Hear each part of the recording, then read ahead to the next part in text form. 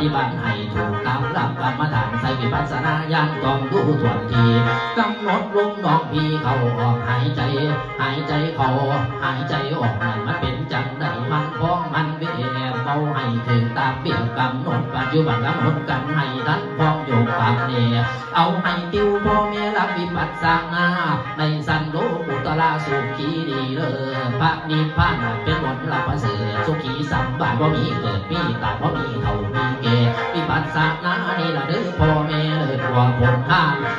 านสินพาให้พ้นสงสารร้อยบ่หงบังละเกิดเจ็บตายองค์อังวนอยู่สงสารทุกอันใดกับว่าผ่านบนตายบนเกิดให้อดสาเอาเถิดปุญญาตายายกว่าแต่เฮาสีตายกำคืนบ้านเก่า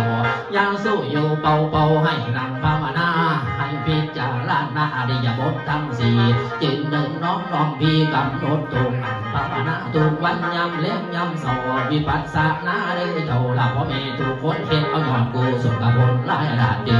วันละอีพอสัทธาได้มาลำลองมีแต่ซื้อเสียงกองกระเสียงดินไหวเป็นละบ่ความเดี่ยมใส่สัทธาไปจากไปเลือกเอากัตยังหัวไม่ใจถึงละมีความรู้มันหกสันโทสันเดหมอน้อยหมอเล็กเรียนปี2 ปีเพิ่งก็ว่าบ่ได้อยากได้หมอใหญ่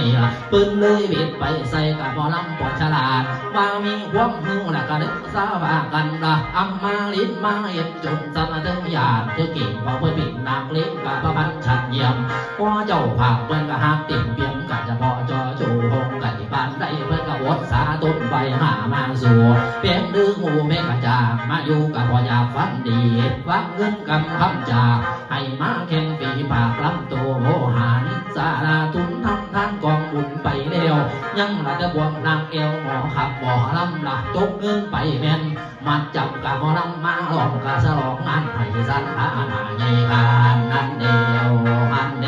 คำตั้งใจว่าจะให้ละพี่น้องลูกป้าสืบสู